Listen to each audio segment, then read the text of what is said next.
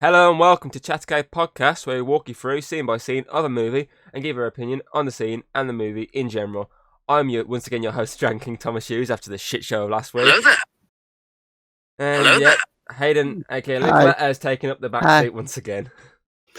Apparently You're it was apparently I'm banned. Oh, You're banned surprised mentally. Alex is still here though. Oh yes, we've still got Alex, Mr. Geeky Bear. They Yeah. won't let me leave. Don't worry, you can leave after this one. Yeah. Thank God. But then you're coming back.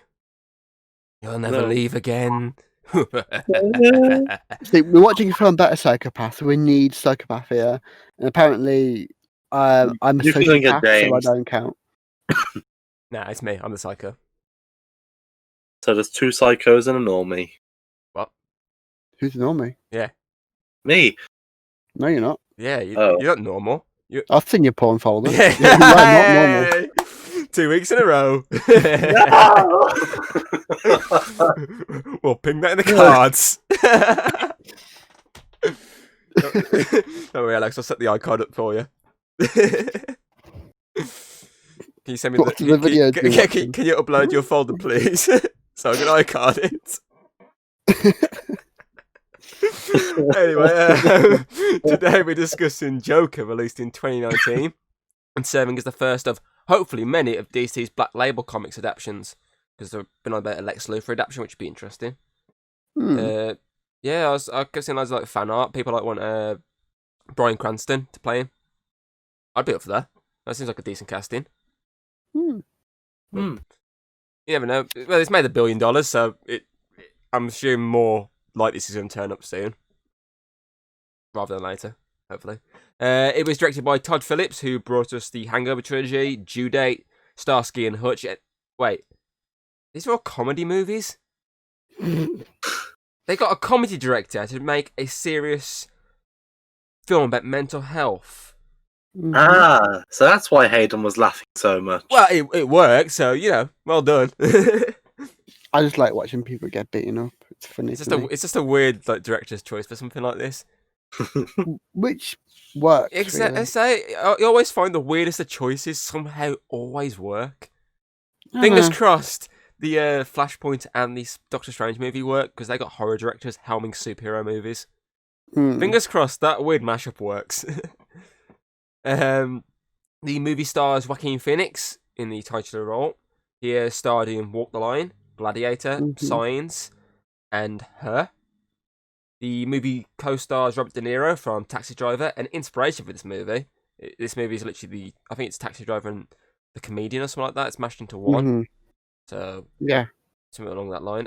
He was also in The Irishman. That was on Netflix end of last year, was it? Something like that. One for you, Hayden. Machete. Shark Tale, and the Meet the Parents trilogy.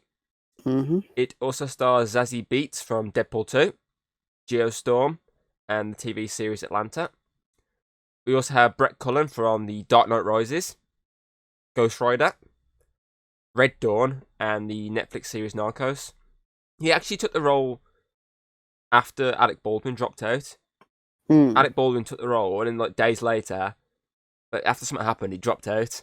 So the movie focuses on Arthur Fleck, a mentally troubled comedian, sort of comedian, who gets pushed by society into going down a very dark path, the path of the Joker. But he's not What is actually it? that funny. I don't know, I laughed a few He just times. laughs a lot. I like some of his jokes, like the joke where he kills people. That was funny. Oh, Yeah. that's different. That's a good joke. Yeah, it was a good punchline. Funny. Fuck Right. you. Okay, so let's get straight into this movie then. Mm-hmm. The movie opens with Arthur, played by Joaquin, doing his clown makeup as you do, looking very sad, then happy, then sad, then forcefully happy, sad, happy. Jeez, emotions. Am I right? It's quite intense watching it. Like It's like back and forth, back and forth. the bit where like he forces himself to smile with his fingers. Well, still and the crying. tears. Yeah. Not Obviously, today, it's more of, every day. that's more of a foreshadowing into Yeah, like his mind. the reason why he's like this as well. Yeah, it's basically like it's a very well shot scene. I might add the slow building up towards Mhm. him, and then obviously the constant look at his face. It obviously, as I say, it gets straight into his mind of what his mind's like. It's broken pretty Mhm. much. He doesn't understand his own sort of emotions. And obviously, we then cut to him spinning his sign around, doing some little dancing on the street to a piano player. Yep. And a It would have dancey thought he had dancey. bigger shoes. But yeah, obviously now he's fully in his clown set get up. Mm. And yeah, until some kids arrive and snatch his sign from him and run away, forcing him to chase after them with these very big shoes. But not, as Alex says, not as big as most clown shoes. Yeah, kind of disappointing, underwhelming. Obviously, this scene is meant to make you feel sad to him, but it's more funny just to see this guy dressed as a clown chased after a bunch of kids. It's basically like a comedy version of It, Mm. but without any murder. And the kids end up beating him up like straight away. Yeah, as soon as he Instead of- catches up, they smash him in the face with the sign. Instead of at the end of the film with the power of friendship. Yeah, Yeah. they jump on him and just kick the living crap out of him, and then steal Mm. probably nothing from him because I don't think he even has anything on him. They literally say, "Oh, steal his stuff." The guy's dressed as a clown. What do you think he has? Pull in his locker.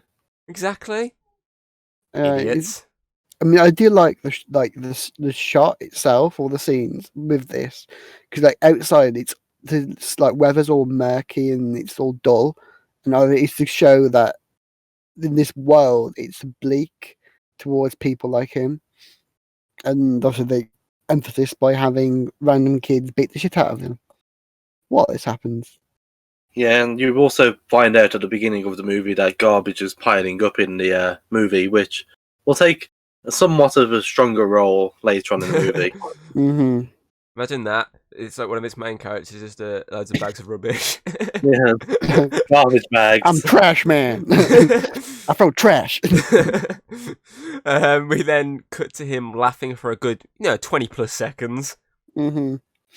It also looks like he's crying, but who knows? Yeah, and while this scene is playing out, while we was watching the movie, Hayden was laughing. But it was funny. But compared to when she watched it in the cinema, she just sat there and just nicely watched it. Yeah. Like a good lady. But now I can be like, Yeah, because, Really, we're on a Discord call, you can laugh whatever you can do whatever the fuck you want. Yep, just laughing at the joke again, beat up. Uh, Kicked in the stomach, face, yeah, but it's not the best, harsh joke in this movie. There's another one No, later on no. involving a door. which killed Alex. I could, Oh yeah, I just took my headset off and I could hear Alex just giggling for the headset. That's so loud he was laughing at that scene. A scene that started a great meme. I was thinking, which one are you on about? Because there was a few times. With The one that started a massive sort of meme. Yeah. But yeah, I understand. he's obviously being watched by a woman at this point who says nothing until he mutters the line, "Is it just me, or is everything? Or is it getting crazy out there?" She tries to talk to him about his journal that he's supposed to be like writing up, Mm. and he's having a cheeky little smoke as you do. And You can smoke anywhere in the I was gonna say, Thank in these times. it It pretty much was smokes the everywhere. Mm. yeah, like it was placed in the 1981. So basically, smoking anywhere is fine, Yeah, even in hospitals. exactly. 'Cause you see him later on having a little cheeky smoke in the hospital. I know, and that's the only reason why I looked up what time it was taking place. Thinking, Jackson machine's gonna light up like a fire. She imagine that. Mom. Quick ending to the movie, am I right? She asks him to show the journal since she asked him last time to bring it to the meeting. And he's saying to it's his joke book now, so he's trying to do a stand-up career. Mm. And she's like, okay, she has a little cheeky little read. Yeah. There's a very dark line of, "I hope my death makes more sense than my life," which concerns her to then ask her about how he feels about having to come to these meetings and why he was locked up at a nut house, because we then see him as headbutting a fucking window constantly. Because before this film, Arthur was in a wacko house. Because maybe 'Cause he's he's actually a okay. wacko. Who Okay. knows? But like, I did a bit where like he obviously you go. I remember telling you that I said we were doing stand-up comedy. And obviously, guys, you didn't say that. Like basically, it's showing that even if he did or didn't, to him, he said that thing and he remembers it, but she doesn't. It's like another person who doesn't really care about him. So And it's like pretty much everyone more in in this his movie life. doesn't care about Yeah. him. That's the Well, whole point of this she only film. cares about the age. Exactly. Well, of course. And obviously, when it comes back to the normal sort of timeline, Mhm. he asks for some more meds, and she's like, "You're already on like 7 different kinds." But he's like, "I just don't want to feel sad anymore." He hurt Mm. inside. Anyway, cut to a bus ride. A scene that was obviously on most of the trailers, I'm pretty certain. When Mm. he's having a little look-see out the window, and so he turns around to see a kid just watching him, as kids do. So Yeah. he pulls some faces. So try and get the kid to laugh. Kid has a little giggle. Mom doesn't Mm. like it. She's not, like stranger danger. You start bugging my kid, and he's like, "I'm not bugging the kid." And then he obviously starts having a little giggle, and she's like, "Do you think this is Yeah. funny?" He goes, "I got a card." And And then we find out that he's got a disease. yeah, he's got a medical Yeah. condition which Yeah. means he can't control his laughter sometimes, and he just randomly starts Mhm. laughing. And on the back, it does stay, "Please give this card back," and she just pockets the card. Yeah. What? Why do you need the card? Just give it him back. Weirdo. Do you speak to many people with medical conditions? You've got like a whole wall of medical cards. It's just, yeah, you never know. You don't know what this woman goes through. She's got a She prick might stick. have, She like, she goes into the collection. wall. Yeah, she might have what's that condition I'm thinking of? Klepto. Mhm. She might be a klepto. She just collects cards from people with medical conditions. She collects cards from other medical conditions so that she can give them out. And then wants it back. She tries to spell the word klepto out of them. Like a little mural on the wall. We then obviously watch him walk home up a very long staircase, which everyone after this movie just tracked it down and started taking Mhm. loads of pictures of it, which pissed off the locals. They got really annoyed with like fans. It's like Because the famous stairs. yeah, it's got really pissed off with them because like, how many people turned up doing the fucking dancing on the stairs. Mm. I remember reading into it and I was like, for fuck's sake. Like, everyone locals got really angry with the movie and the fans for just showing up and ruining these iconic stairs. Oh my god. People are so sad. I swear there was a reason behind it. There's like an actual reason why they were annoyed about doing this on these stairs. I just can't remember what it was exactly. But obviously when he's walking up in the stairs now, we have this very excellent score accompanying him. Oh yeah. Very great piece of music by, It's all dull. I'm going to pronounce this fucking wrong, but Hilda Guanadotia. Mm. She got an Oscar for this. I just don't know how to pronounce her last name. It's a very, there's like a weird symbol over the O. Both O's. Moving on though. But yeah, it's, I think this is one of the best pieces of music you can listen to out there for a film. Mhm. I will say it again later on, this rivals the Jaws soundtrack for me, from John Williams. It's a great piece of music, especially a scene later on when it's raining. I love that piece of music. It's probably my favourite piece. She did a really good job. I can't remember if I swear she was the one who did the Chernobyl TV series soundtrack as well, so explains why she's that good. I swear it was her. But yeah, at home, it's revealed that Arthur lives with his elderly mom, Mm. who, has a massive hard-on for Thomas Wayne, since she expects letters from him, since she worked for him for like 20 years. Mhm. She, plugs all over this movie every time she's on screen. Got any letters? I worked for him for 20 years. He owes me that much.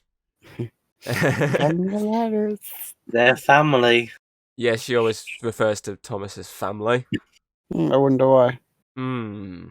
Nah, it's nothing important. Totally not foreshadowing at all. She talks about how he's the only one who can save this city, because obviously everything going on with, as you say, the fucking garbage crap. Mhm. Yeah. Obviously, we'll get to know a bit more. It's just apparently super rats, I was going to say, yeah, it's not just the garbage, it's the super rat. which I believe they make the joke of shortly. Mhm. Yeah, to do.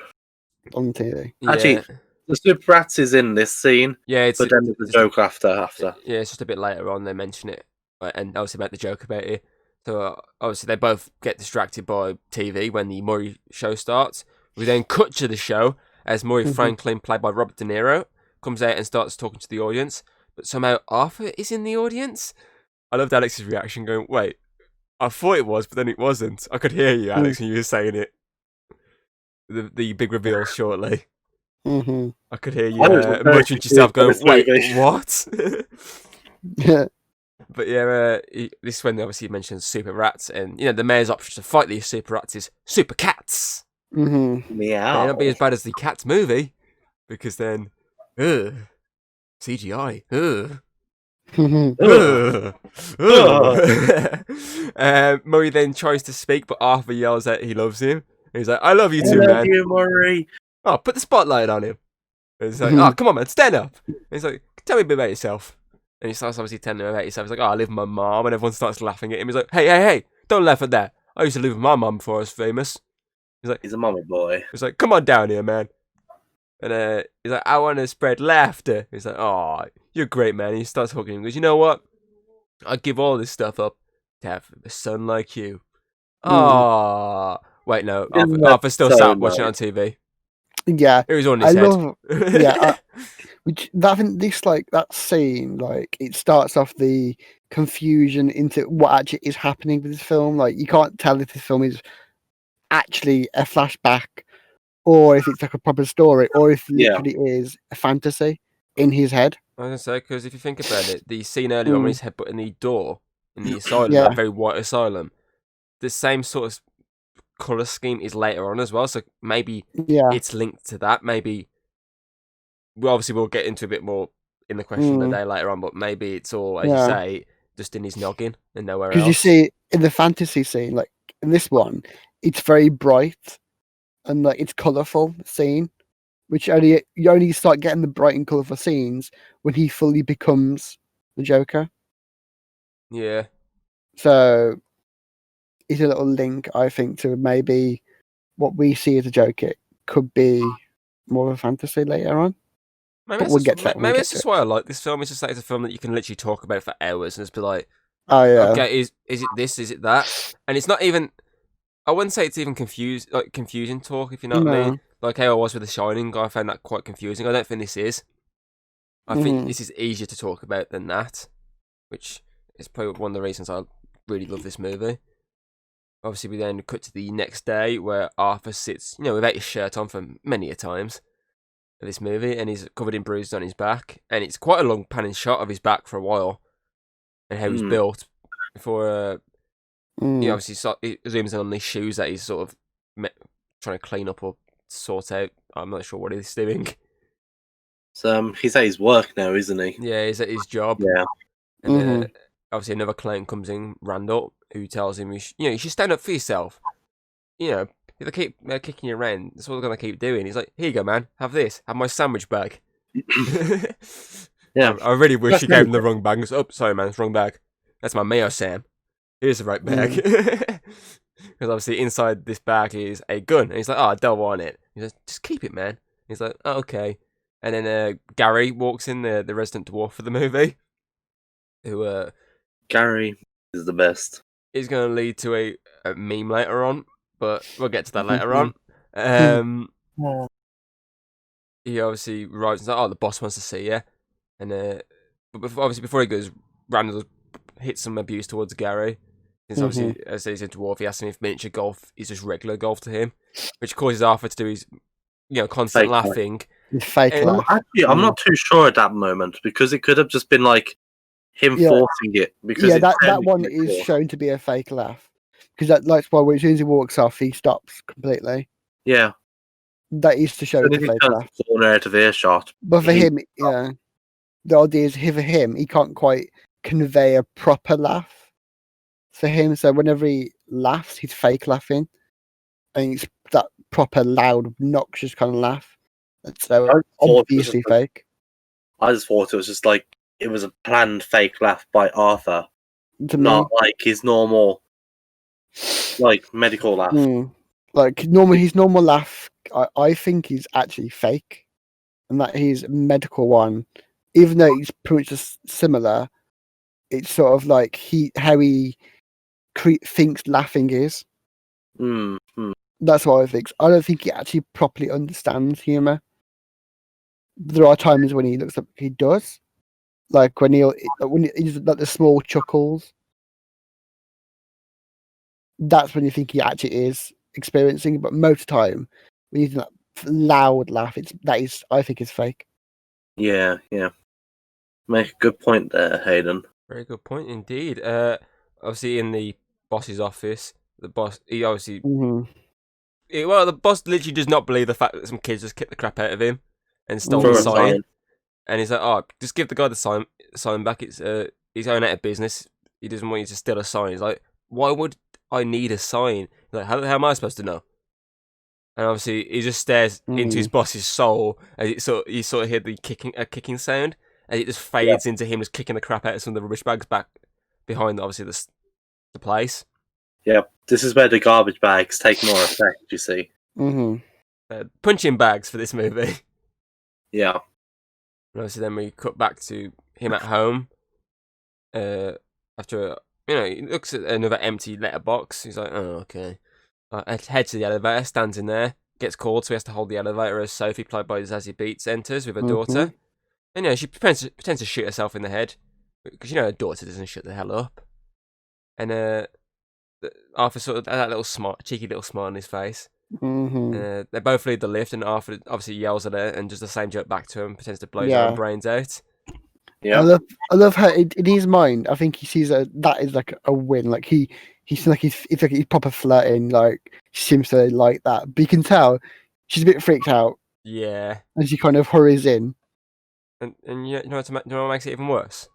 We then cuts him giving his mum a cheeky little bubble bath. Yeah. He's like, "I'm gonna get laid tonight." Right, Mum, King here you go. Sweet home Alabama. Right, it's fine. We'll find out later why.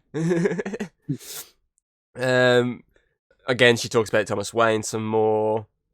She also says that don't you have to be funny to be a comedian? Ouch, Mom. Ouch. I mean, Yeah, just reminds me of James's mum. Yeah, like that night, while watching some TV, Arthur plays with the gun.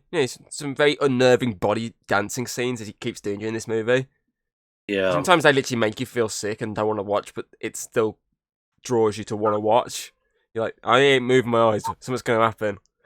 And it does, because he starts, talking to himself before accidentally shooting the gun at the wall. Yeah. Dive bombing on the TV. Past that wall. I'm watching a war movie, Mom. It's okay. Oh, you hear he's singing and dancing on TV. Cha-cha-cha-cha-cha-cha. So, Gun. I've got a question though. Which wall was it shot at? Was it like a wall connected to another room? No, I think Or that was like an outside wall. I thought it might be, but like he wasn't. I couldn't tell. Yeah, I think it was like the wall behind the TV, so it was like the one like pointing outside. So I think it's fine. It's fine. He didn't shoot anyone. Yeah, as far as you're aware. Let me know. Unless a bird just floated past and got his head blown off. Yep. Nothing's gonna bad happen to me today. Ah! Bird. Then a street person has some food. Nom nom nom nom nom nom nom nom. The next day he, starts stalking Sophie because why not? She drops her daughter off. He's watching her do this. Then follows her across the city to a job. But we then cut to a stand-up show where Arthur, does some more forceful laughs way too loud at some really crappy jokes about role-playing during sex. Always at the wrong moments, though, like the moments when the audience aren't laughing. Yeah. And he just looks around when they do laugh. He's like, yeah. He's got that smile on his face, like, do I laugh now or don't I laugh? And then when they shut up, he goes, Professor, I really need to pass this lesson. He's obviously he's writing down what everyone else is laughing at and what makes funny. Yeah. It's all to show that he didn't quite understand what is actually funny. Humor. Like, doesn't mean like he didn't quite understand the actual emotion properly. And that's another a way of hinting to that. Yeah, so for like this instance, it's you see what he's wrote down in his book, and it's like Sexy joke sexy always jokes, mental illness, mental health jokes as well. And that's what he's getting into his head that people find funny. Yeah, like slick hair, dress nice but casual, work the crowd, eye contact, stuff like that. Yeah. Sounds like the start of an orgy. Mm. Mm. Oh no. Alex in the background. Oh, what have I done? You got to do eye contact with that one. What have I got myself into today? I'm staring directly into the middle of the camera. Mm. Mm. Get on the couch. I'll cast you. Oh, there's no couch though. I can't do it. I can sort of lie weirdly in this chair if you want. Yeah, do that. Okay. It'll be the it'll be the casting chair. Try and weird lie it. Hmm. It's like a weird position. It'll do. I won't get back into my normal position. This is hurting my back. But yeah, we then cut to Arthur shirtless again, and a little cheeky smoke again, as he Yeah. writes some more in his journal. Arthur's buzzer then rings, so obviously, puts his shirt back on, and he's greeted by Sophie, who confronts him about stalking her. But she's apparently fine about it, and he jokes that he has a gun, because she's like, "Oh, I wish you'd have robbed my place earlier. It was boring." He's like, "Oh, well, I've got a gun. We can do it right now if you want." And she's Okay. like, okay. And they're like, "We'll meet again." They're like, cool. And we cut to Arthur at a hospital dancing to "Happy You Know It" for all the sick kids that are in there. Yeah, clap your hands. But during the routine, his gun drops out, and he tries to really badly act cool. He's like, "Oh!" and just drops onto it. The thing is, no one noticed it until he screamed out loud. So, apart from the one little girl who starts doing the gun sign. Yeah, surely he should have just not screamed and just slowly walked over. He carried on, making sure they follow his hands, and then slowly reach down and put it in his pocket where no one can see. But he doesn't, and he just does the shh to on the kids, and they're all like, and then we cut to the phone call, and his boss is like, "Yeah, you're fired." He's like, oh. He's like, "Yeah, Randall told me that you tried to buy another gun off him last week." He's like, "What?" Because Randall is actually a bad friend. He's a good guy. He's one of many bad people in this movie. Yeah, he's like you, Tom. Yeah. No, Tom, I don't want to buy that. Oh, go on. You know you want to. Go on. Just buy it. You can shoot someone with it. No, I don't Tom. want to buy a Nerf gun. But they're so fun. It's Fortnite, No. Tom. Okay, fuck that. Oh no, I'm out now. I'm out. Okay, ooh, back to this movie. Ooh, Arthur just turns around and headbutts the phone booth glass. I do like that look at the camera placement of that. He just pans in on him. He just shatters into a massive sort of web in front of him, which is quite nice. And then it cuts to him on a train where he watches a woman being harassed by 3 Wall Street guys. The guys start, causing some hassle. Like, "Hey, you want a chip?" And it's just like, "No." And obviously, eventually, they say something. I can't remember what it was exactly, but it causes Arthur to have one of his non-stop laughing fits.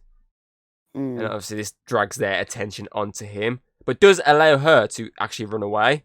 So good there, but it's not good the fact that the lead guy then begins to sing "Sending the Clowns" as the others start laughing at him. I really like the Joker the musical. It was very, very good. Good choreography. It's a good choice. Obviously, I think that was on the first trailer as well. Was that song?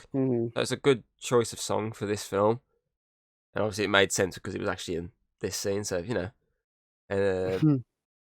obviously, it gets really up close and personal with him, and obviously they're all starting to harass him and whatnot.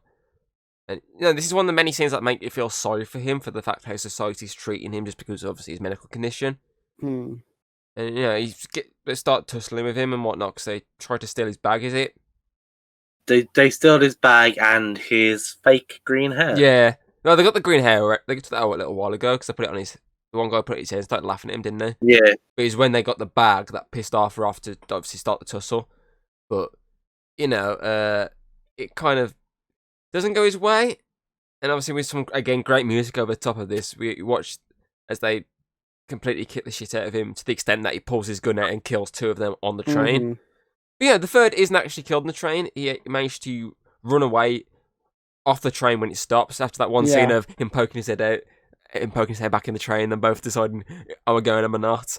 And the guy eventually obviously bolts up the stair, towards the stair, trying to escape to, civilization. But, Take the bullet to the leg. yeah, Arthur shoots him in the leg and then just pops another one when he gets up close with him. Actually, he pops a few into him after. Yeah, puts a couple into him. And this is another thing where this film is literally just like, okay, so his actions are very justified with the first 2 for the fact it was self-defense. They were beating the crap out of him, and obviously his self-defense action was to pull the gun and shoot. But at the same time, you look at the third one, and that's not self-defense. He hunted No, him he down. chases it. Yeah. So it's a real huge dilemma here, which is another reason I like this movie. It makes you, Mm. it's 2 sides of a coin here. Of A, 2 of them are self-defense, but B, the second one wasn't. That was straight up murder. So, we're getting into the good stuff. And there's also like the fact that you don't actually see him grab the gun; it just appears in his hand. Yeah, I Sort think of it's adds kinda- that kind of, it adds that kind of like, but did this actually happen though? Sort of like vibe to it. I Because thought- it's, even though like we hear about these murders, we still don't know if these murders actually happened, because like with the way his head is, we don't really know. See, I feel like the gun was in one of his pockets for the fact that Hmm. he had it in. Yeah. He put it in his. He hid it earlier, didn't he? After the Mhm. kids. So I feel like he may have like hid it in his like belt or something like that. So when they're kicking the crap out of him, he managed to just like yank it out as quick as he can. Oh, actually, no, sorry. I'd say his pocket because it was only a small gun. So I reckon he hid it in his pocket, and obviously when they're beating the crap out of him, he managed just to squirm it out of his pocket and then pop the shot. Like I'm gonna do now if I can find my Nerf gun. I don't know. But where yeah, it's like, I mean, like that could have happened, but we also could have been just him in his head. So sort of like, Who knows? It's movie logic. Hmm. It's movie logic. gone. no, I shot him, I'm yeah. not about moving logic. It's more of like, I think if It's also mental logic as well, maybe. yeah, like it's how, because this is him kind of telling the story, not like Yeah. It's from his perspective, but like Yeah. he's got 2 different kinds of perspectives at the Like- moment. it's in his perspective, but he's messed up in the head. Yeah, We yeah. can never know. So you never know which kind of perspective you're going through Yeah, at the time at the movie. you don't know if it's the actual thing or if it is in his head. Yeah. Okay then. After these killings, Arthur, bolts as quick as he can, and he runs all the way to a public bathroom where Kevin Yeah. James isn't sat in the toilet being a sane guy. Hmm. And obviously then slowly begins to dance in the bathroom with, once again, some incredible music back in this. Yep. And- Joker the movie musical continues. He keeps dancing in some very beautiful cinematic shots for a very Yeah, short it's time, really. which acts as the obviously origin from Arthur, for Arthur's descent into becoming the Joker. Mm-hmm. And it just looks stunning. If you've never seen it, you need to see the scene. It's a stunning looking. Yeah, it's also quite creepy. It's like Yeah, watching it. but it's still beautiful looking. Mm. Really beautiful looking. Because like that is a big part of his character. Really, Yeah, he's got a lot of his movements, his body language. he's all like that creepy Yeah. dance kind of vibe to it. Yeah, it's a bit unsettling to watch sometimes. All you need Mm. is him to pop every now and again, just do Rick Astley. Yeah. Start doing the dancing for that. And that would calm me down. That would. I'd be like, oh, Awesome Rick- he's all right now. He's all right guy. Awesome Ricardo to get you worked up. My head just drops on the floor, starts thrusting the floor. It's all oiled up. Oh, and those really baggy pants he has later on. He just drops to the floor, starts thrusting. Oh. Anyway, Arthur then barges back to his apartment block and knocks on Sophie's door. And when she answers, he, smooches her and just, they walk into the room and the door shuts and the scene ends. Mm. Yeah. And we then cut back to Arthur at work. He's packing all his stuff up for the other clones. Start speaking to him with Gary being the sympathetic character because he's a very good guy, while Randall, fakes his sympathy. He's like, it's wrong what they did, man. And he's like, yeah, but you're the one who dobbed him in and everything to cover your own back. Mm-hmm. So you're an asshole, mate. And Arthur then, There's a lot of that as well. yeah. Later on. And obviously Arthur then, tells the others, he's like, hey, why didn't you ask Randall about the gun? Since it was his. And Randall's face like, duh. And Arthur leaves, but reappears to say, I forgot to punch out. Dush, dush, dush, dush. As, repeatedly punches the clocking in machine until it falls off the wall. A very funny scene. Yeah. Gotta make sure you punch out. And don't smile. Cute. Because he makes sure to cross out the... oh, God, I can't remember what was on the Take sign. your time. You okay? Come on. I know I you don't know just. what was on the sign, but he crosses some words out and so it says, oh yeah, it was used to say, don't forget to smile.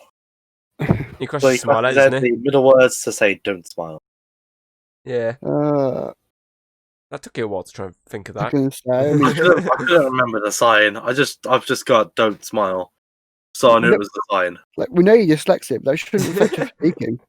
It just affects the short-term memory, that's all. Wait, are we turning Alex into Joker here? Yeah, Is we that are. harassing Alex, turning him into a psychopath? Like, we're trying to show to him that he's not the same one. Oh yeah, I forgot. He did say earlier he was a normal one. So this whole podcast is a descent into Alex's psyche. Yes, that's true. So Is it basically, real this is or the- is it not? This is us basically sitting down with a book as Alex sits on a couch, and we're like, "So, How does What do that you- make you feel? how are you feeling right now?" So, Alex, how are you feeling right now? He's I don't dead. know. I don't have any feelings anymore. We'll shoot Alex in the head and go, so how does that make you feel? This is a corpse. So, how are you feeling right now? How does that make you feel? See the flies around him. Mm-hmm. The flies will Interesting. answer for me. He's dead. He's dead. He's dead. He's dead. Well, if this really shit joke and back to the actual film. Yeah. Okay, back at home, Arthur, and his mum watch the news as Thomas Wayne talks about the killings on the subway, and ironically ridicules people wearing masks. Calls them cowards and whatnot, which is funny for the fact his son eventually becomes Batman. They're They're cowards, them are. But Dad, I'm Batman. a bunch of clowns. Obviously, Arthur starts chuckling to himself when he mentions the clowns, which obviously annoys his mum. She's like, "That's not funny. It's not funny at all." And he's like, You wouldn't get it. God damn it, Mom. And at another meeting, Arthur is told that these meetings are coming to an end. Mm-hmm. Arthur then complains to her about her not listening to him and that all she does is ask the same question, but all he has is negative thoughts. She tells him the reason behind the meeting's ending is due to funding being cut, Mhm. and the city doesn't give a shit about people like him anymore. She also Yeah. tells him he can't get any more meds after this, so yeah, sorry, not sorry, mate. Because no drugs. All I have is negative thoughts. He's got, what the fuck? He's got some very, even like these sort of scenes that aren't like massive sort of scenes. It's just like obviously there's something like, oh yeah, we're not doing these meetings now. Bye. It still has a lot of good shots. Like I said, the negative thoughts. When it just pans in on him, he's having a little smoke. Yeah. Like all I have is negative thoughts. It's quite like, Also- a really good panning shot. And this song's got some great memes. So, Yeah, it's the Spider-Man 3 of the DC universe, oh yes. but better. What's wrong with Spider-Man 3? Pizza time. It's got dancing. It's got dark thoughts. Oh, you're right. Spider-Man 3 was just Joker. We didn't see it. We didn't see it! We need to do that. We need to do that at some point. Oh yeah, we definitely. I'll have a look at the schedule. But yeah, so... April Fool. April Fool. Oh, yes. Yeah. At the another stand-up show, Arthur, he's actually preparing backstage because, it's his actual first show. And he spots that Sophie's watching, so he's, heads up on stage and struggles due to the laughing to even speak a single word, which confuses everyone because they're like, what? So they don't know he's got a condition, and he hasn't got any more cards on him, so they carry on. And yeah, that one woman took it. He's got no more now. Yeah, he's got no more. Klepto's making a klepto sign, so no more letting people know you're mental. He's not the best line of work for Arthur, I will say that. The constant laughing definitely doesn't help him. But he gets better. Yeah, so when the music goes inaudible, everyone actually starts laughing and clapping when he starts doing a bow and everything. So, he must be saying some good jokes. Who knows? It shows you how lucky Domino is. Exactly. Because after the show, we see them two walking home and see his little article about Killer Clown. And Sophie weirdly says she thinks the guy is a hero. And the guys deserved it because they're bad. This is totally not foreshadowings. This is definitely real. I mean, come on. But yeah, after she walks away, Arthur watches a clown drive past in a taxi, which causes him to, start to smile. Because Killer Clowns, am I right? But yeah, back at home, Arthur walks in as the Murray show is ending because he's missed it. Darn. He was trying to get some putang instead. That's why his mum's there. Oh yeah, because he did some weird movements before. Yeah, trying to get his mum out the cat. She's like, "Oh, come on, let's get you to bed. You're tired." Then he starts to give a little jiggy with her, starts having a little dance with her because, I thought she was trying to go to bed, not dance with you, Arthur. Yeah. Well, I think but the whole point of him dancing, I think, is because he just come from a date, so he feels more like stronger and powerful and alive. So when that happens, I think he just can't help but dance. Do we actually know what was wrong with the mother?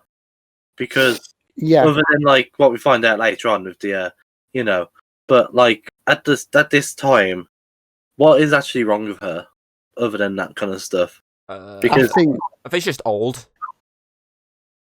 I think it's one of those things that she probably does unconsciously acts sick. I think. To manipulate without realizing that she's doing it. Because I was thinking because she can walk fine. Yeah. And I don't feel like she needs to have him bathe her. Must be a kink thing. I think she just likes to have him do it because she wants him around. I think I think she wants him to leave. If he feels like he has to look after her, then he won't leave. Interesting. She heads off to bed anyway without assistance because no dancing, son. But make sure to check the post because it's a really important letter that she needs to be delivered. Yeah, just don't read it. Yeah, there's obviously a letter to Thomas Wayne. So, he has a little cheeky look in it, cracks it open, and he starts reading it. He's like, wait, what? Thomas Wayne's my quote-unquote dad? Cut to Arthur going crazy. What? Chases his mum into a bathroom and she locks the door. She's like, I'm not coming out, you're angry. He's like, I'm not angry, Ma. No, it's not possible.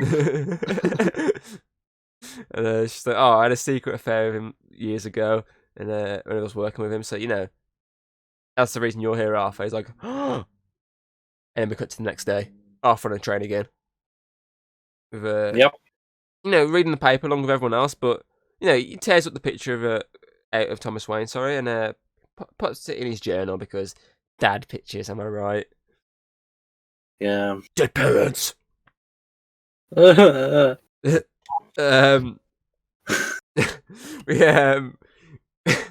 We cut to him walking by a wall where young Bruce Wayne watches him act straight up like a pedo. It's quite fitting the music choice later on. The bit with the stairs, it's quite fitting that choice of music.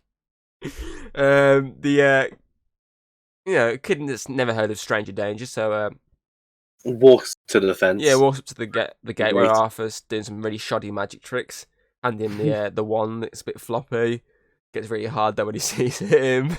And he sticks his fingers in his mouth. Yeah, fingers Bruce's mouth and makes him smile. But Alfred arrives like, Master Wayne, get away from there. He's like, what are you doing?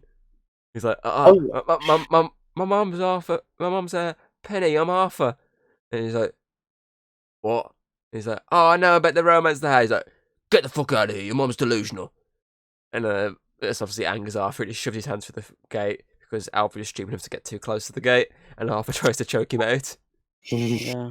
But then he just does a scar and yeah, notices Bruce and is like, oh, and just runs away really quick. And this is why Bruce hates clowns. Because he watched his butler get choked out by one. Yeah. Even that, or his dad got really kinky and dressed up as a clown in the bedroom. Dad? He's checking out his mum. Get out of here, son!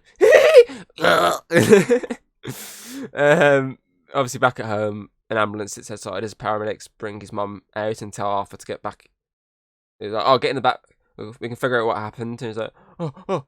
And obviously at the hospital, Arthur meets Detective Garrity, played by Bill Camp, and Detective Burke, played by Shea Wingham, who we covered in, obviously, Kong.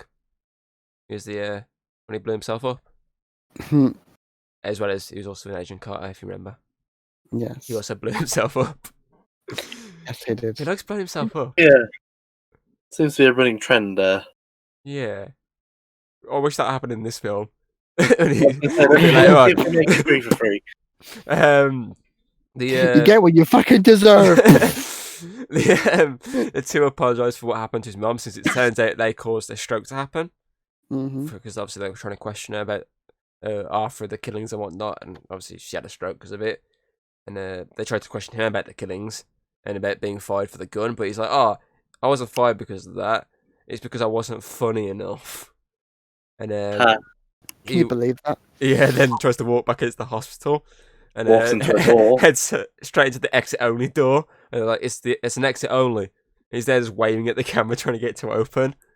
Until, you know, see an actual someone exiting opens it for him. And he just heads off inside there. Just like, what's up with this guy? And obviously inside, Sophie's actually in there with him. And they're sitting there for a few seconds before she goes to get some coffee. And after she leaves, he watches the Murray show where, Arthur's on it again, but this time, not in the audience. He's on his recording because they're pretty much ridiculing his bad comedy act. And it's like, they literally Murray just straight up just bashes him constantly. And he's like, this guy, man, really? People trying to take my job, eh? Everyone was laughing at me becoming a comedian, but who's laughing now? You can say that again, pal. You can say that again, pal. I think they chose the right actor for that role, Murray. Yeah, I love Robert De Niro. But obviously, we then cut to Arthur lying sad in bed, kissing and sniffing his mum's pillow. Which obviously you've got a little theory about later on. Which we won't get into just yet because I want to save some of the theory talk for the question. But, you know, same people, am I right? Yeah. Obviously, he watches the news where it talks about the clowns rioting downtown, and the exact location of Thomas Wayne that same night. And you know, we also find out that Thomas Wayne also called people of the town clowns. So it's a bit more of a symbolistic, like, kind of view. But Arthur obviously heads on down to the location. Nat 20's his stealth role and manages to hide dressed as a member of staff because, you know, this guy clearly has worked here with everyone else. How the fuck did he...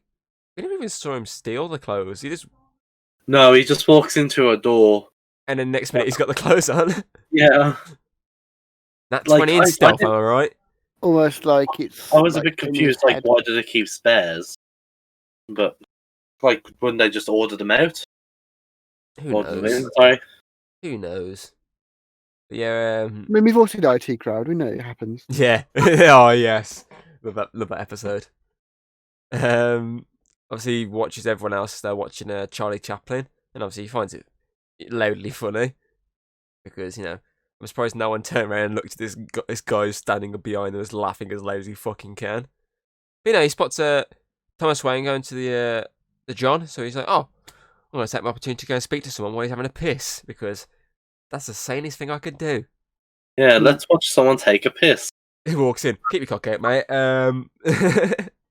I wonder, did he have a big cock or a small cock? Oh god. Why did Cock-a-doodle-doo. we invite him on the show?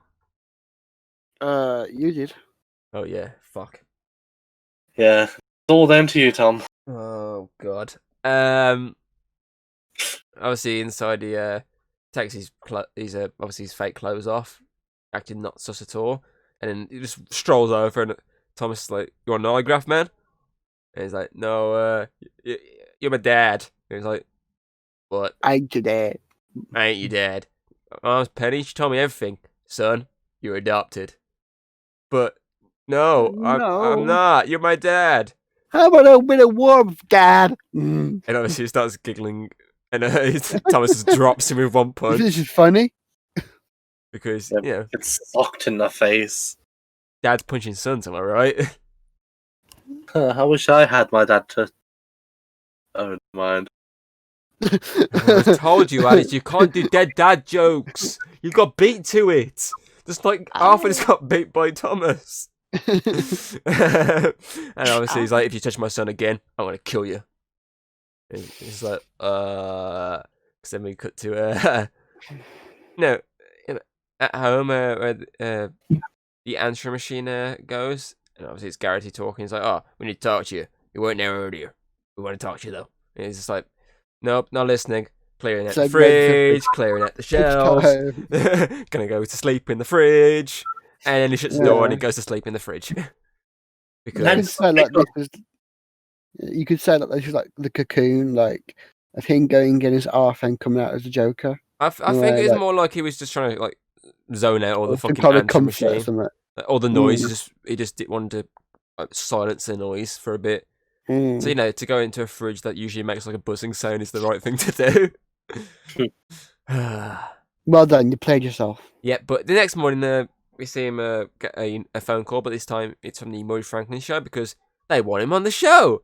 Since they quote unquote loved his stand-up routine. Since they didn't just ridicule him on live TV. They love to take the piss out of it, but Yep. And Arthur's like, Murray wants me on the show. And he's like, yeah. Okay. She's like, how about next Thursday? He's like, yeah, next Thursday is fine.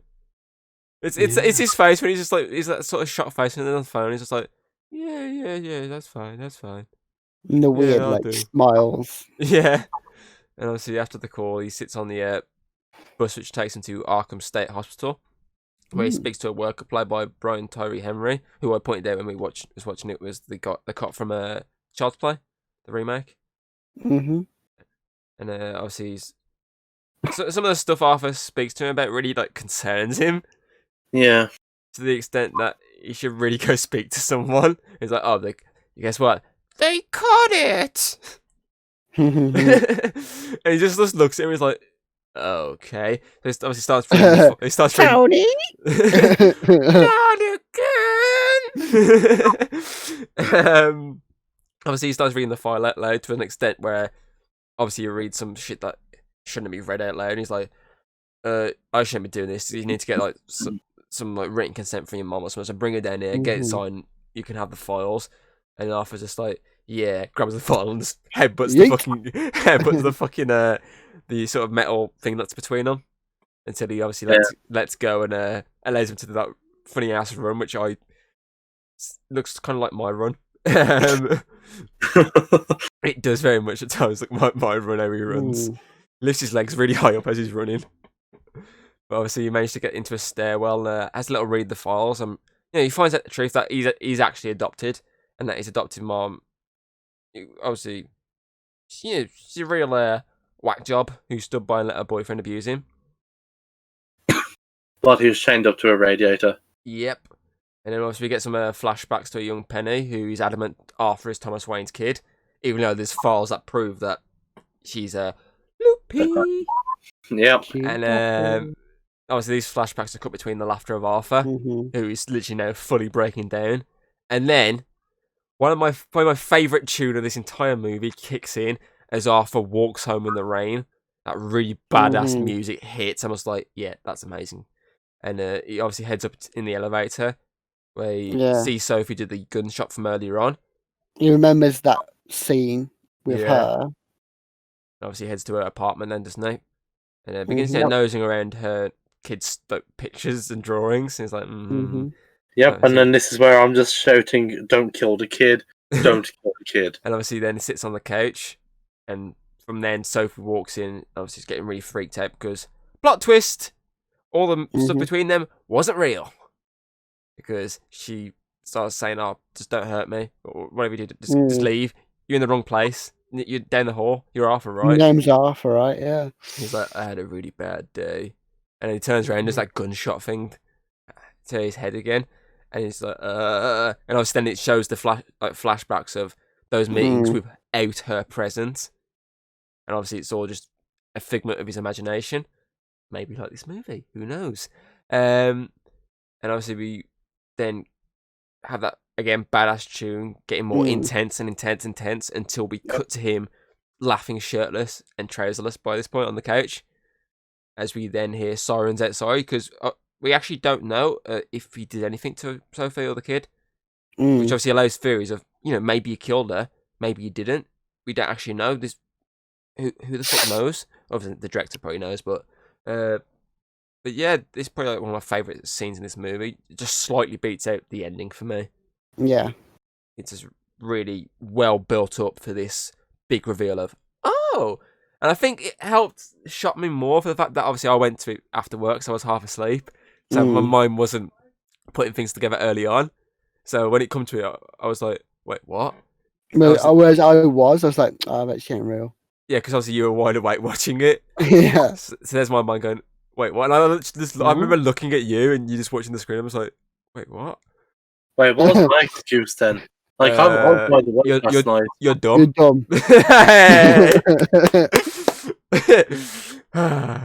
Sounds about right. Next time we meet up after lockdown, like, I was gonna go and go, we get you fucking deserve. He's gonna kill us both. I'm just gonna have like bright green hair. This is our makeup on. This is our memoir right here. Oh yeah. Every time, you know why? It's not Corona, it's Alex. Alex brutally murdered both of us. It's true. This is documented, okay? Please help us.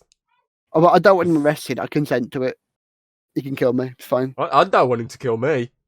Tom does. Arrest the fucker. We'll edit it so he sounds like he does. really badly dubbed in. Yeah. Like a really old school, like sort of a Bruce Lee movie. I consent to murder. But yeah, at the hospital, Arthur then speaks to his mum about everything he's found out about himself and about her. He then takes her pillow and, kills his adopted mum where she lies. And obviously, it's not even a quick death. It drags out the suffering of his mum being suffocated. And I just love it. And the fact it drags it out. And it's just like, oh, Murray show's on. Let's watch this. Because... Oh, the Murray show. Maybe I should kill a nurse next. Obviously, he's watching the Murray Show at home now, while trying to get his entrance for the show nailed down. Yeah. By mimicking another guest's entrance. He's put the sheet up and everything, so he comes walking out when the tune hits. He's like, "Oh yeah, thank you, Murray. Oh, nice to meet you. Oh yeah, you're brilliant. Oh yeah." I love this sequence. How completely nutcase has gone by this point. And he just sits down. He's obviously doing the obviously sort of trying to figure out his right sort of how he's sitting and whatnot. Yeah, great. Ooh. And obviously then he starts doing a punchline. The punchline ends with him fake blowing his brains out. But what I love about this, which makes it so work for me, is the fucking laughter and the audience reaction over the top. That so works when he fucks a joke up at first. They're like, and then when he actually does the joke, they're all like, yeah, woo. I love that over the top. It's so, as you say, it's really clever and works so fucking well. Whoever edited that over the top, thumbs up. Really thumbs up. I like it as well, because the whole point of this scene is you're showing what his intentions are when he goes to the show is to go in and killing himself, basically, as a punchline. Because he's got nothing else to lose. But then, obviously, eventually we'll see that change. I was going to say, that's spoilers. Don't get the spoilers just yet. Yeah, don't spoil anything. It's a surprise. I'm just going what it says here. He's showing that he's going to kill himself. Yeah. James is fantasy. Yeah, obviously we then watch him as he dyes his hair green while dancing in the bathroom in some very baggy underwear. He then applies his white clay makeup to his face and his tongue because that's what you need to do. Yeah, I do want to know, what did it taste like? Death. Mm. Tastes like death. Oh, and then he takes a picture of his adopted mum and crushes it. Yep, and rips it up. Yeah, I'm surprised he just did. I was expecting him to burn it. That was my first impression was, oh, he's going to burn it, but then obviously he just crunched it up. I was like, oh, not even going to waste his cigarette on it. Okay, makes sense. And obviously then the doorbell rings, causing him to place a pair of scissors in the back of his trousers because obviously he's now wearing trousers. And he answers it. He sees Randall at the door, opens it. Then here's Gary, so he looks down. Because Gary's there, and Hello, Gary. He lets them both. He lets them both in. They ask him, "Oh, you got a new gig or something?" Or part of the rally downtown. He's like, No, "No, Mum died. no." Celebrating. Yeah, he's like, "Oh yeah, we're coming to cheer you up. Got some booze here." He's like, "Oh, fine with her death. It's fine." And they're like, "Okay." So Randall's like, "Okay, so the cops been popping by, so I just want have a little talk here, whatnot." And Gary's like, "Hey, didn't speak to me." He goes, "Yeah, because the killer's a normal sized person. If it was, did you say he calls him a midget, doesn't he? At this point, Yeah. He's like, if it was a midget, then obviously you'd be the first person to be going after." And then Gary's like, "Oh." Obviously, then Randall's like, "Okay, we just need to get our story straight. Okay, so what you need to do is," and Arthur just takes his scissors and stabs him repeatedly. Yeah. I love Gary's reaction. Like, "Oh, Arthur, why would you do that?" Oh, fucking hell! Fuck's sake! Why you do that, Arthur? Obviously, he's got the scissors in his eyes, starts slamming his head against the wall, and then blood splatters all over his face, over the wall. Gary's shitting himself in the corner, and he drops down. Arthur's just like, "Hey, Gary, I'm on the Murray show." He's like, "Oh, Arthur." He's like, "What? You can leave, And he's like, "Oh." And then he walks over to the body. He goes, "Oh no, no." He's like, don't look. And he's like, "Okay." He starts getting closer and off, but his fake scares him. That's the part that got me. I love the part that got me. And then this bit leads up to one of the best memes of 2019 when he runs up to the door, tries to open the door, realizes the latch is on, and has to ask Arthur to come and open the door because he can't reach the latch. Oh god. He's obviously like, "Oh, can you open?" He's like, "Arthur." He's like, "Oh yeah, sorry." He gets up close and personal, opens the latch, opens the door, but then shuts it, and you think, "Oh no, what's he gonna do there?" And he starts speaking to Gary some more. Yeah. And he's like, You're cool, you are, man. You're cool." Opens the door, gives him a little cheeky kiss. He goes, "Get out of here." I thought he was gonna shut Gary in the door. I just love the little cheeky kiss he gives him, and he's like, "Get out of here." And then Gary's like, "Oh, God, I get him out of here." And there's a little runaway really quick. And I do like how you think he's gonna kill him because obviously he puts the lock on the latch, it looks like he's trying to mess with him. Yeah. But he's there. He's like, "You were nice to me. I'll let you go." He's not worried about Gary telling people. He doesn't give a crap about that.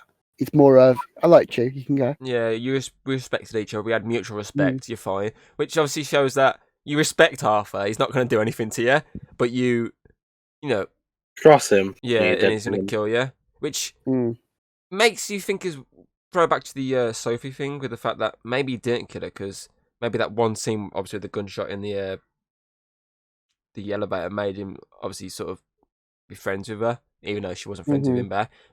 Unless she said something to him post fake gunshot in that room that pissed him off. Who knows? If she comes back in the sequel, we know she's not dead. Unless she's a figment of his imagination. Who knows? Obviously, he then cut to Arthur Strong down the hallway with flowers, and now he's dressed in his folk Joker gear. Obviously, the music's kicked in by now, the pedophile music. Gary Glitter music, man. The amount of controversy that fucking tune caused. Oh god, yeah. Although it made it kind of works in a way of it's supposed to be happy scene, but it's still the music wise it's unnerving. Unnerving because we know that person, what that person's done. Yeah. Obviously, kind of what makes Joker like he's a bit. He seems to be quite happy, like a gleeful, happy, kind of cheerful person, but he's actually really, really dark and there's messed up shit going on. Yeah. Obviously, he makes it to that long ass stairway again and begins slowly dancing his way down in a very good cinematic scene. And it's really, obviously, he's dragged out for quite a while and he's going down it step by step, doing his dancing, kicking out, having a little boogie, smoking, yeah. And then you just see the shadows and silhouettes of two people standing at the top watching. And as it obviously pans up, it's revealed to be obviously the two detectives, and it's like, Arthur. And as he looks up, it's like, oh shit, the fucking bolts. And obviously they chase after him, and they chase him all the way into a road where he's hit by a taxi. But he gets straight back up and continues to run all the way to the train station and hops on board the train. And obviously he's in clown gear, so he blends all in. But they've made it to the train as well, so the cops slowly walk through the train, telling everyone to show their face. They're like masks off. Obviously, guns are out right now. They're masks off. And Arthur causes a fight as he takes a mask from one of the clowns, but he doesn't get beat up because he ducks out the way, and obviously the fight brawls and whatnot. And obviously, as the cops are pretty much telling everyone to get the fuck down there. It's the one played by Shay. I can't remember his fucking name. I think it's Burke. He gets jumped by one of the clowns and results in him shooting the clown, causing everyone then to dive on the two cops and beat the living crap out of them. And obviously Arthur watches and has a little cheeky laugh before walking away as more cops run past him. Because, gotta help the boys in blue. Because they're pretty much fucked now. And obviously we then cut to Arthur in the dressing room as he's here's the cops have been in a very bad way at the moment because obviously the attack. And he gets a visit from Murray and his producer, who meet and greet him before questioning him on, the clown get like, is it political? Part of the protest? Like, nah, it's part of my act. No. And I was like, okay then, so you're on after the doctor, so see you in a bit. And as he walks out, like, hey Murray, when you introduce me, you call me Joker. And he's like, what happened to your real name? It's like, just call me. You call me Joker on your segment. You call me a Joker. He's like, did I? Probably. Sure, whatever. We'll call you Joker. It's like, nice. Shows that he doesn't actually really take in what he's saying on the show. Yeah. So it's And obviously it's more of he's probably got that was part of his script, not actually him saying it. Yeah, and obviously we then cut to the end of the Doctor segment as Murray's like, get that clip up one more time. And obviously he puts the clip on the screen of Arthur's moments from that certain thing. And we cut backstage to a very nicely shot, beautifully lit scene as Arthur's standing up, obviously getting ready for the curtains to open, but he's there doing a little boogie. And that one guy's just looking at him, is like, what the fuck? What the fuck's going on here? He's there just doing a little boogie behind the stage. And obviously then he's like, oh, well, this next guy, he promised me it's not political, it's just apparently what he is, so introducing Joker.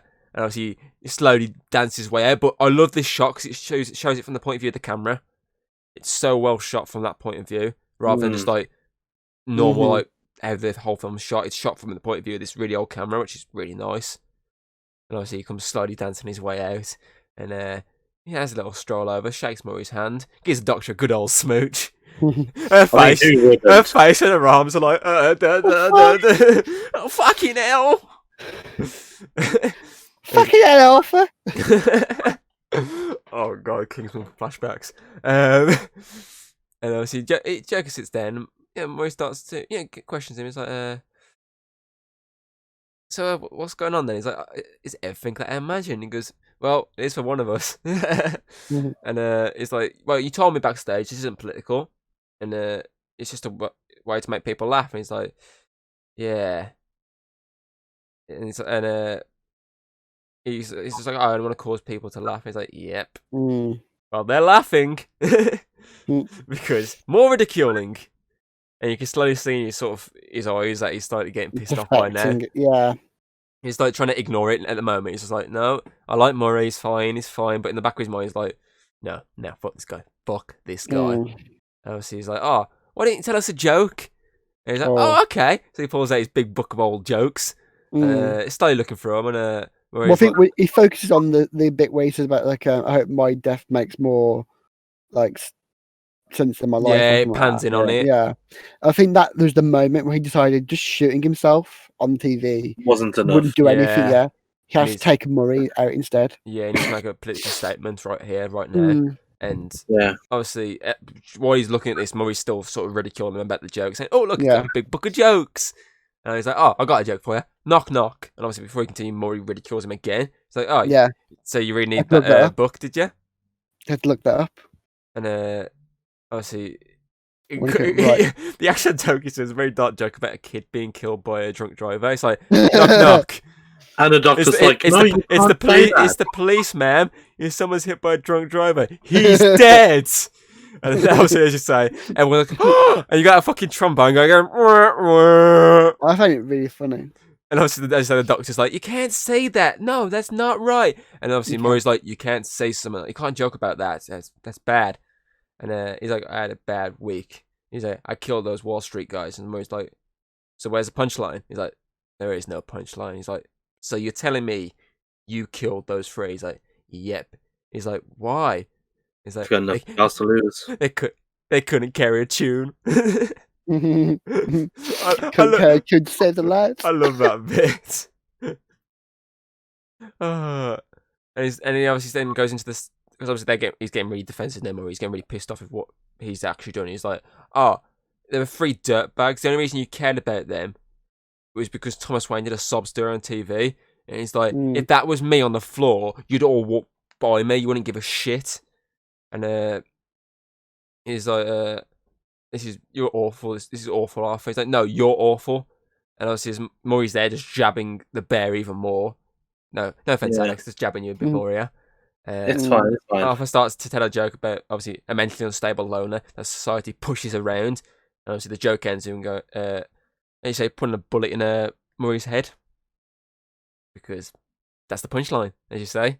It's taking out Murray rather than himself, because that's going to cause more of obviously a comeuppance, which it does, because everyone runs away screaming. Joker then stands up and shoots Murray again. Before walking over to the camera and saying, good night, and obviously before he can really say the full line of the ending for the show, the camera cuts to a technical difficulty screen, and obviously we then see the news report of what happened, but not just one news report. Every news report station is focusing on popular TV show host Murray Franklin shot dead on his show. Suspect now in custody. And then there's just that one TV that shows the Energizer Rabbit advert. I just think this whole sequence is built up so well. It obviously takes time to have Murray slowly anger Joker. So obviously these slight little jabs of ridiculing him and getting really thingy before he obviously starts to fully downfall when he sort of starts speaking about killing those guys. Those sort of build up really nice. And obviously then when he starts saying he killed them, Murray, obviously he's idol being Murray, then starts being against him for what he did. And that obviously was then the turning point of, you know what, no. Fuck this guy. Yeah, pop. And I think they did well to do this, so big props there, good job. Anything to add there, Hayden? What? To that scene? I thought you were going to say something, you went, usually you say something after you go, To be honest, I think you said what I think you said, really. It's agreeing with you. I think I'm going to have a heart attack now. That's the idea, I want you dead. But yeah, I find it funny, and I'm tired of pretending it's not. We then cut to Joker in the back of a police car again. Another well-shot scene as it's pointing in on him as he's watching this entire city burn around him due to his actions. It's a good parallel between the scene where he's on the bus and he's all depressed, and he's it's parallel to that. To now he's all happy because the city's burning and everything's happy. And obviously he's laughing at what's going on. And it's beautiful. And the cops in the front are just like, "Hey, this ain't funny." He's like, "Look what you did." He's like, "It's beautiful, isn't it?" And obviously he slams his head against the fucking the metal thing between them. Yeah. And he's like, "It's beautiful, isn't it?" And obviously then, as he tries to say something, the car's just taken out by an ambulance. And he drives the ambulance, then gets out, clown gear on, drags Joker from the back seat and places him on top of the car. We then cut to Thomas, Martha, and Bruce as they flee the theatre and down the infamous alley as a clown follows them and kills the two parents, giving us our Batman origin at the exact same time as the Joker origin.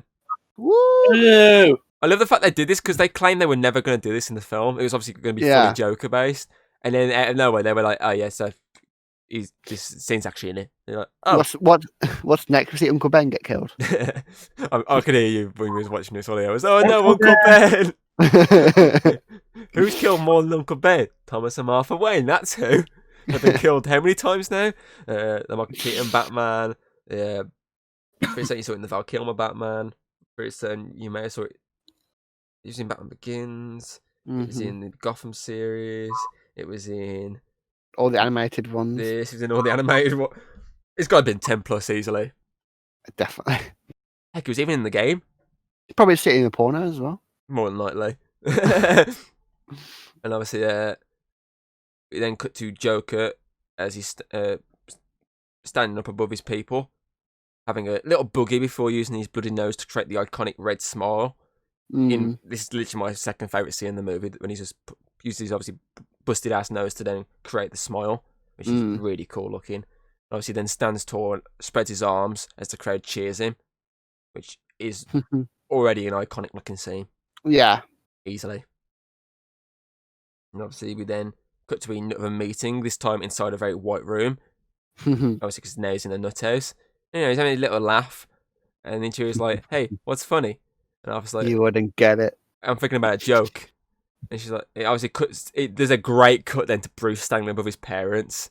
Yeah. I love that cut. It's like, "Oh, I was just thinking about a joke." And then you see Bruce, his parents, then you're like, "Oh, that's quite good. That's quite a really good cut." Yeah. And obviously then it cuts to her saying, "Oh, you're going to tell me about that joke?" And then you, as you say, he then says, "You wouldn't get it." Before we watch him smile, and we cut to the song that he starts singing, which is "That's Life." He just starts singing it very quietly, and obviously the movie ends with him leaving the room with some very bloody like footprints. And he slowly walks down the corridor until he reaches the end and starts to dance for a few seconds until he dances off screen. But it's not over yet as he charges back across the screen because there's a fucking is it orderly you call them? What they're called? They're called orderlies. Yeah. Yeah. One of them chasing him across the screen, and then somehow he managed to turn back and run back across, but the orderly's not in front of him. He's now behind. Maybe he's... It would have been funny if it was the orderly running back across because he's chased after him. That would have been even funnier. Obviously, that is literally how the movie ends, with him running back and forth, and it's like a panning shot as it comes up with the end in a very stylish like little text font, which is obviously really old timing, works well in this movie. So, Joker movie, everyone. An excellent movie. And did we take longer to do Dora, or...? Probably. That's because you dragged everything out way too much. You wouldn't get it. So, overall time? Yeah, you got to start it. Yeah, so overall, for me, this film is one of my favourite movies of all time. I love every second of it. The story is great. The acting is phenomenal, especially Joaquin's acting. He's the perfect choice to play Joker, and it was worth... he deserved this Oscar so much. And if you want the Joker to replace the legend that is Heath Ledger, he was the right man to do it. Unlike a certain Leto, which hopefully will be redeemed in a certain Justice League movie, but we weren't talking to that. The supporting cast, I think, is equally great, especially Robert De Niro. He does a great job. Zazie Beetz does a really decent job as well. And I can't remember her name, but the one who played the mom, did a good job.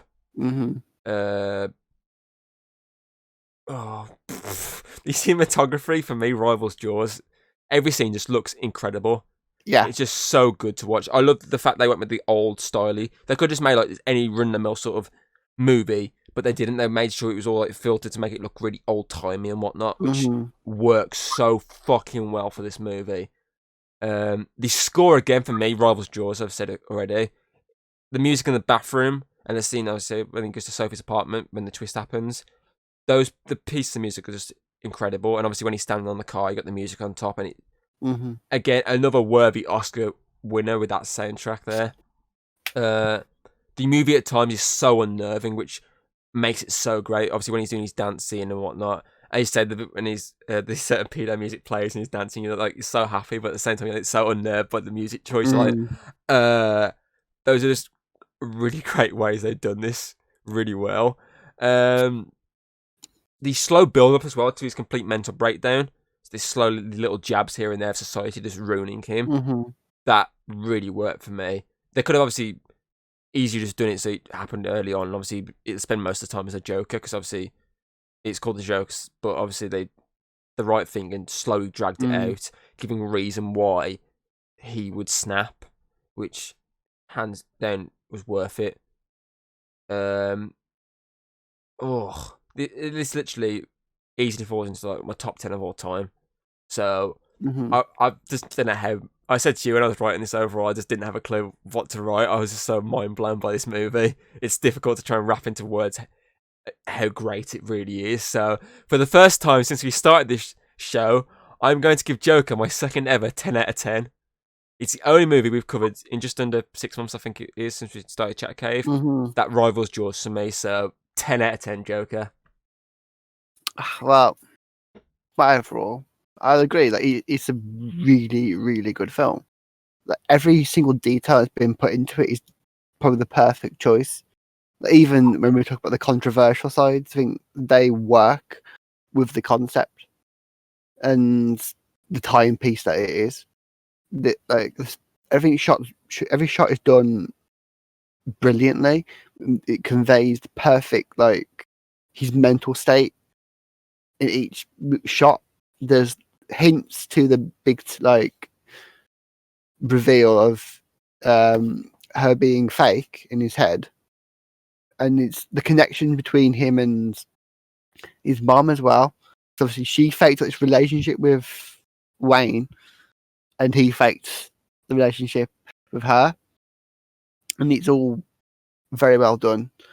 The acting is perfect. The writing's perfect. Everything's good about it. The only drawback is there's no Dora. That's For fuck's really sake. it. You can't throw that movie to Dora. You've done that, it's gone. It can't get the 100 that Dora gets, but it does get a 10 out of 10 for me. So, how many have you given now, 10 out of 10 wise? I've lost track now. I think you've given at least 10.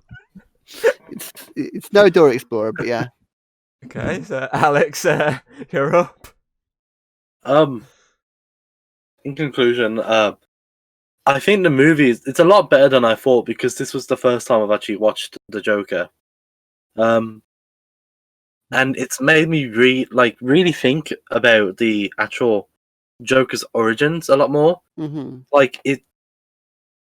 You don't really see it in you do in the comics, but in the animated shows, because there's not actual shows about the Joker himself. It's always from the protagonist's view, so Batman or Robin. So it's actually I really like how they've shown how he slowly went down the path to psychological breakdown, and how he mentally just gets there. I find it's not a fun ride, but I like how uneasy and eerie it can get sometimes. So I would I'm very impressed by it. But I wouldn't say it's one of my favorite movies, but that is just down to my movie taste and how shit it is. My movie taste is shit. Very Tom's and Hayden. Yes, it is very shit. His is more like simple kid films. Mine is like Mamma Mia musicals. Yeah, it didn't get the complexity of. When you said kids films, I thought you meant me. I was like, none of my films are kids films. I was like, you sure you're not about yourself? And I was like, oh, wait, you're about Alex. So much about horror. Alice can't understand the complexities of really tough films like Dora. Okay, Alex, what are you giving it then? But I would I'm going to give it a bit higher than what I've originally put, listening to you two. So I was originally going to give it a 7, but listening back to and like going through the entire movie again, it's a lot more deeper than I thought, especially now I'm actually getting my head wrapped around of like how everything was laid out at the beginning of the movie and how it introduces it in slowly and steadily, but it's not for every viewer to actually understand it straight away, like me being quite slow. Mentally and physically. So I'm gonna give it. I want to give it an 8.5, but you don't do 0.5s, so I'm gonna round it down, but then add 1, so it's 9 out of 10. Oh, okay. So without when he said read it down, I was like, oh, okay, he's giving it 8. He's doing another guys here because obviously that was the exact same situation. You went with original like 7, was it, or something like that, with other guys. Then you listen to our speaking of our enjoyment and whatnot. You're like, oh, actually, that's a good point, and you rounded it to the 8. Yeah. So okay, so that's with mine and Hayden's 10, and your 9. I'd say a 9.7 is the chat cave overall for it. Maths. You could have actually like worked it out properly. I just because me and you both gave it a 10, 2 10s versus a 9. It would have been 9.5, but we both gave it a 10, so 9.7. Close enough. I'll correct it at some point. Probably. Maths? Go on then, go and do maths then. Okay, I'll do maths. Don't do the recurring bullshit. Don't do multiple fucking numbers at the end. It's just there's 2 digits. 9.6. 9.6. Okay. Very close. Actually, you was kind of close. It would be like if it is recurring, it's 9.6.666666666. So it would actually be 9.7. Oh, I got it right. You round up, so yeah. 9.7. You actually were mathematically correct. I'm glad I didn't say 9.6 in my mind. That was the first thing I was going to say. Ooh. So yeah. My question of the day is, obviously we covered quite a bit of it during the actual podcast, is do you think any of this actually happened, or is it literally just his mentally unstable mind creating this new world? I have 2 theories. There's one theory that it did happen, but he's not the Joker. Another one that he is the Joker, but none of this actually happened. Like until except the last bit. The first theory, it being like it happened, but he's not a Joker, is that I think maybe he inspired the Joker. But the one that I believe the most is that none of it actually happened at all, and that he's just in the like at the end in Arkham Asylum, like already like being the actual Joker who has defeated Batman many times, and he's created this story where in his head he's the reason why Batman exists. Because that's why he's sitting there, he's thinking, I'm the reason why Batman's here. Because the whole point of like their relationship is that Joker doesn't want to kill Batman. He wants to just torture him, and he likes having Batman there. So you know. Oh, that's interesting. That's opened my mind even more now. Do you actually think another scene earlier on when she was talking to him really early on, and it cut to him headbutting in the asylum? Do you reckon could be part of that later on bit as well? Yeah, so like he's bleeding in. Yeah. Ooh. Any that's my interpretation. Yeah. Any theories, Alex, or no theories? See, I'm kind of like Hayden. It's like 2 different sides of a coin. Like it could be real, and then he's ended up in the asylum, but I don't think that happened. I feel like it's all in his mind that's gonna happen. That's happened in like just in the last scene, and it's just going on in his head, and it's slowly just like turned him, because as you see him walking out of the office with the blood on his feet, he didn't do that before we get to that point. So I feel like it's all from there. Then that's when it's basically the Joker in his mind.